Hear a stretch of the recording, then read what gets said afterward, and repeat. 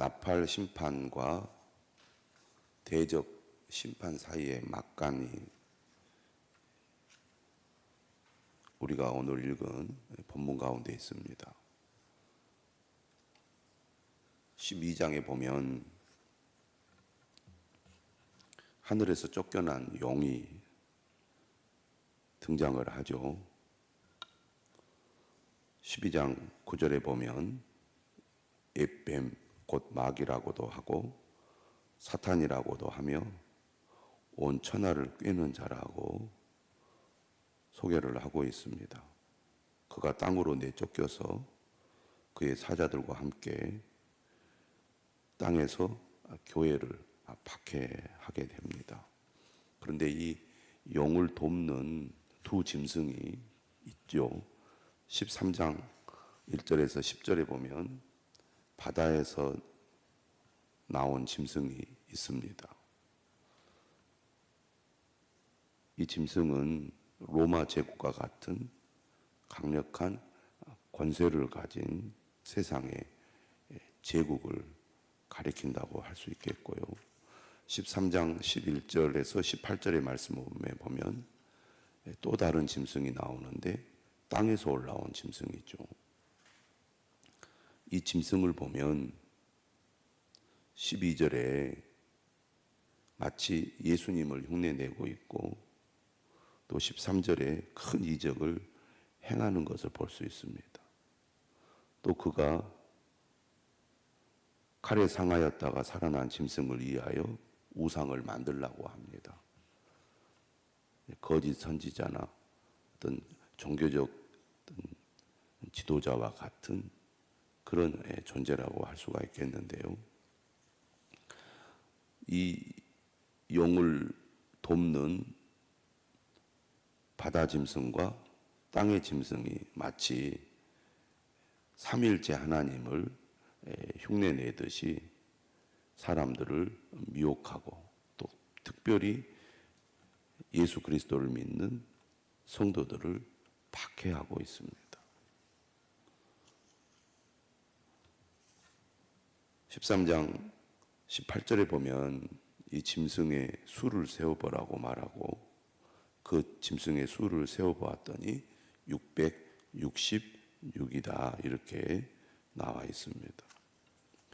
이처럼 용과 두 짐승에 의하여 사람들이 고난을 당하고 특히 믿는 자들이 심한 박해를 받고 순교를 당한 그런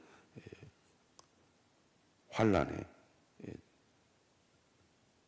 삶을 겪게 되는데 오늘 우리가 읽은 이 14장은 이러한 모든 환난과 핍박을 받던 교회가 결국 승리와 환희의 창가를 부르게 되는 내용입니다. 고난을 이겨내고 끝까지 믿음을 지킨 성도들이 결국 하나님의 은혜와 또 능력으로 승리를 얻게 된다는 말입니다. 승리를 거두기까지 많은 시련이 있고 또 많은 어려움이 있지만 끝까지 믿음을 지키는 성도들은 결국 승리한다는 것을 보여줍니다. 1절이죠. 또 내가 보니 보라 어린 양이 시온산에 섰고 시온산이 어떤 산입니까? 예루살렘 성전이 있는 곳이죠. 하나님이 시온산에 임하셔서 백성들에게 죄를 사하시고 구원의 은혜를 베푸시며 하늘의 말씀을 전하지 않으셨습니까?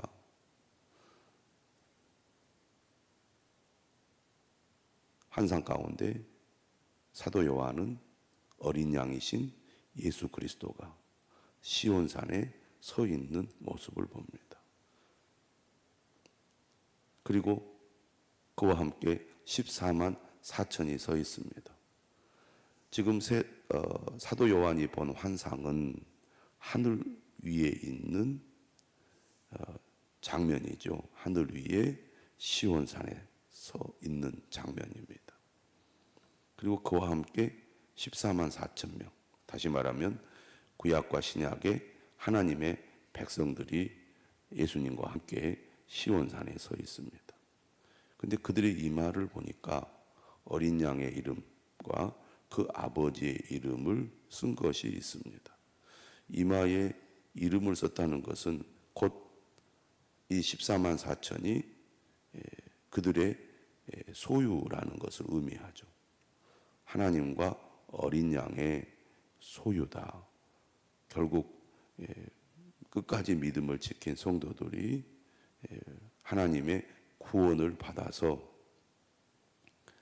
어린 양과 함께 시온산에 서서 하나님을 찬양하고 예배하는 그런 모습을 보여주고 있습니다. 2절에 보니까 내가 하늘에서 나는 소리를 들으니 많은 물소리와도 같고 큰 우레소리와도 같은데 내가 들은 소리는 검은 고 타는 자들이 그 검은 고를 타는 것 같더라. 우렁찬 소리가 지금 하늘에서 울려 퍼지는 것입니다. 하나님을 찬양하고 경배하는 소리라고 하겠습니다. 어떤 이단은 이 14장 2절의 말씀을 인용해서 이단의 교주를 가리키는 구절이다 이렇게 이야기하기도 합니다만 말도 안 되는 소리죠. 3절 그들이 보좌 앞과 내 생물과 장로들 앞에서 새 노래를 부릅니다. 하나님의 구원을 감사하고 찬양하는 노래죠. 승리의 노래입니다. 고난을 이겨내고 끝까지 믿음을 지킨 성도들이 주님 앞에서 찬양을 부르고 있습니다. 3절은 이렇게 말하죠. 땅에서 속량함을 받은 14만 4천 밖에는 능히 이 노래를 배울 자가 없더라. 땅에서 속량함을 받은 예수 그리스도를 믿음으로 죄사함을 받고 구원을 받은 하나님의 백성들만이 이 노래를 배울 수 있다는 것입니다. 그들만이 하나님을 찬양하고 예배하는 그 예배자의 영광을 누릴 수 있다는 얘기죠. 지금 이 예배가 하늘 보좌에서 울려 퍼지고 있지 않습니까? 내 생물과 장로들 앞에서 이 속량함을 받은 14만 4천이 하나님 앞에 찬양을 드리고 있습니다. 우리가 끝까지 어려움 속에서도 믿음을 지키고 주님을 섬길 때 이러한 영광을 누리게 될 거라는 것입니다. 그래서 어떤 어려움 속에서도 결코 믿음을 저버려서는 안 되고 끝까지 우리가 믿음을 지켜야 할 것입니다. 4절은 이렇게 말하죠. 이 사람들은 여자와 더불어 더럽히지 아니하고 여자와 더불어 더럽히지 않는다는 것은 우상 숭배를 하지 않는다는 것입니다.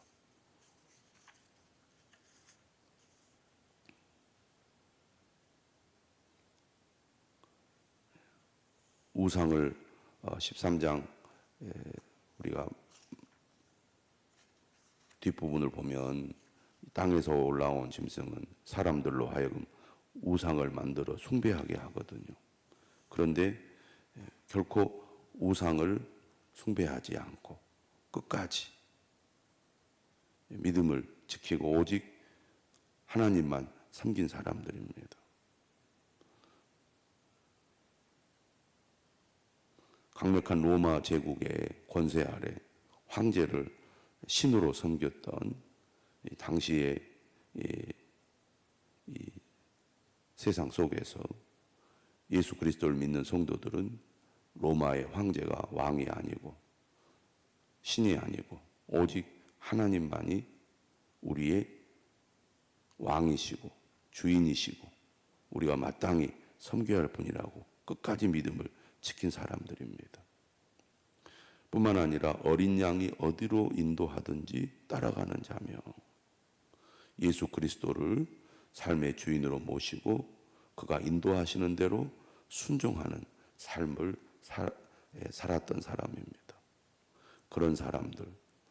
그런데 이렇게 말하죠. 사람 가운데서 속량함을 받아 처음 익은 열매로 하나님과 어린 양에게 속한 자들이니, 처음 익은 열매라는 것은 아마 이 고난 가운데서 순교한 이 성도들인 것 같습니다. 그 입에 거짓말이 없고 흠이 없는 자들이라. 끝까지 믿음을 지키고 오직 주님만을 섬겼던 성도들, 자신의 삶을 먼저 하나님 앞에 가장 좋은 것으로 드렸던 이 성도들이 결국 영원한 천국에서 하나님을 찬양하게 되는 그 장면을 지금 사도 요한이 목격을 하고 있습니다. 6절입니다. 또 보니 다른 천사가 공중에 날아가는데 땅에 거주하는 자들 곧 모든 민족과 종족과 방언과 백성에게 전할 영원한 복음을 가졌더라. 예수 그리스도의 십자가의 복음이 영원한 복음이죠. 오직 예수 그리스도를 믿음으로만 우리가 죄를 용서받고 구원을 받는다는 복음입니다. 그 영원한 복음을 가진 천사가 공중에 날아가는데 그가 큰 음성으로 이렇게 외칩니다. 하나님을 두려워하며 그에게 영광을 돌리라. 이는 그의 심판의 시간이 이르렀음이니 하늘과 땅과 바다와 물들의 근원을 만드신 이를 경배하라 하더라. 하나님의 말씀은 분명하죠. 예수 그리스도를 믿으면 구원을 받고 예수 그리스도를 믿지 않으면 심판을 받는다는 것입니다. 고난과 박해 속에서 어쩔 수가 없었다고, 상황이 그랬다고, 그때는 그럴 수밖에 없었다고 하는 것이 허용이 되지 않습니다. 믿음은 분명한 선택을 요구하죠. 고난 가운데서도 하나님을 믿을 것인지, 아니면 세상의 고난이 두렵고 그 힘에 매료되어서 우상을 섬기고 세상을 섬길 것인지. 오늘 7절은 분명하게 말합니다. 하나님을 두려워하며 그에게 영광을 돌리라. 이는 그의 심판이 이르렀음이니라. 우리는 분명하게 하나님을 두려워하며 그에게 영광을 돌려야 할 것입니다. 하나님만이 하늘과 땅과 바다와 물들의 근원을 만드신 창조주이시기 때문입니다. 8절에 보면 또 다른 천사가 나오죠. 두 번째 천사입니다. 6절에 첫 번째 천사가 나오고 8절에 천사가 나오고 그리고 9절에 세 번째 천사가 나옵니다. 두 번째 천사가 뭐를 말합니까? 무너졌도다, 무너졌도다. 큰 성 바벨론이요. 바벨론에 대해서는 이제 뒤에도 나오겠지만 큰 성 바벨론은 로마 제국을 가리킵니다. 1차적으로는. 그러니까 세상의 강력한 권세를 가지고 하나님을 대적하는 제국을 가리킨다고 하겠습니다. 큰 성 바벨론이여 모든 나라에게 그의 음행으로 말미암아, 여기서 그의 음행으로 말미암아라는 것은 하나님을 섬기지 않고 우상을 섬기게 하는 것을 가리킵니다. 그러니까 큰 성 바벨론이 사람들로 하여금 우상을 섬기도록 한다는 것이죠. 하나님이 아닌 것을 하나님처럼 섬기도록 요구하는 것입니다. 그런데 이 큰 성 바벨론, 절대 무너지지 않을 것 같은 이 큰 성 바벨론이 결국은 무너진다는 얘기입니다. 로마 제국 아래 박해를 받던 그리스도인들에게 이 거대한 로마 제국은 결코 무너지지 않을 것처럼 보이죠. 오늘날도 마찬가지입니다. 이 세상의 강력한 이 권력, 또 그들이 가지고 있는 그 막강한 영향력과 힘은 절대 무너지지 않을 것 같습니다. 그의 체제와 또 그의 문화를 따라가는 것이 세상을 편하게 사는 길이라고 믿게 만듭니다. 그런데 결국 그러한 큰 성 바벨론은 무너진다는 얘기죠. 또 세 번째 천사가 큰 음성으로 말합니다. 만일 누구든지 짐승과 그의 우상에게 경배하고 이마에나 손에 표를 받으면 그도 하나님의 진노의 포도주를 마시리니. 이마에나 손에 표를 받는다는 것은 곧 그들에게 속하여 그들을 온전히 따르는 것을 말하죠. 그러나 그들이 이 땅에서 편하게 안전하게 살겠다고 결국은 짐승과 그의 우상에게 경배하고 이마에나 손에 표를 받으면 진노의 포도주를 마시게 될 거라는 것입니다. 그 진노의 잔에 섞인 것이 없이 부은 포도주라. 거룩한 천사들 앞과 어린 양 앞에서 불과 유황으로 고난을 받으리니 그 고난의 연기가 세세토록 올라가리로다. 하나님의 심판은 일시적이지 않다는 것입니다. 용과 두 짐승에 의하여 받는 이 핍박과 환난은 일시적입니다. 영원하지 않죠. 그러나 하나님을 대적하고 거역한 사람들의 심판은 영원하다는 거죠. 그래서 그 고난의 연기가 세세토록 올라가리로다. 짐승과 그의 우상에게 경배하고 그의 이름표를 받는 자는 누구든지 밤낮 쉼을 얻지 못하리라 하더라. 지금 핍박과 환난이 두렵고 힘들어서 주님을 배반하고 용과 짐승을 따르면 당장에는 좋을지 모르지만 결국에는 영원한 심판을 피할 수 없다, 이렇게 얘기하고 있습니다. 그래서 결론적으로 오늘 12절은 얘기하죠. 성도들의 인내가 여기 있나니 그들은 하나님의 계명과 예수에 대한 믿음을 지키는 자니라. 우리가 이런 환난 속에서도 끝까지 믿음을 지켜야 되는 거죠. 요한계시록 13장 9절에 10절에도 같은 말씀이 있습니다. 사로잡힐 자는 사로잡혀갈 것이요 칼에 죽을 자는 마땅히 칼에 죽을 것이니. 박해와 환난으로 순교를 당하게 될 것을 말합니다. 그러나 그런 가운데서도 성도들의 인내와 믿음이 여기 있느니라. 끝까지 인내하면서 믿음을 지키는 사람들이 있다는 얘기죠. 마찬가지로 오늘 본문 12절도 성도들의 인내가 여기 있다. 어떤 고난과 환난 속에서도 믿음을 끝까지 지키는 사람들을 가리킵니다.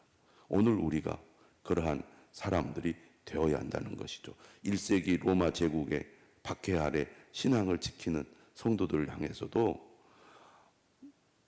하나님께서 우리에게 주실 구원과 또 영광과 또 믿지 않는 자들이 결국 받게 될 심판을 분명히 보라는 것입니다. 그래서 어떤 고난이 있다 할지라도 끝까지 믿음을 지켜라, 그런 얘기죠. 또 내가 들으니 하늘에서 음성이 나서 이르되 기록하라. 지금 이후로 주 안에서 죽는 자들은 복이 있도다 하시매 성령이 이르시되 그러하다. 그들이 수고를 그치고 쉬리니 이는 그들이 그들의 행한 일이 따름이라 하시더라. 고난 가운데 박해를 당하고 심지어 순교를 당하는 그런 성도들에게 지금 이후로 주 안에서 죽는 자들은 복이 있도다. 끝까지 믿음을 지켜야 한다는 얘기입니다. 우리가 믿는다는 것은 때로 이렇게 힘들고 고통스러운 일들을 겪을 수 있다는 것을 말해줍니다. 그럼에도 불구하고 결코 우리가 양보하거나 포기할 수 없는 것이 예수 그리스도에 대한 믿음입니다. 하나님의 말씀을 따르는 것입니다. 우리가 주님의 말씀을 굳게 붙들고 인내하며 끝까지 믿음을 지켜가시기를 주님의 이름으로 축원합니다.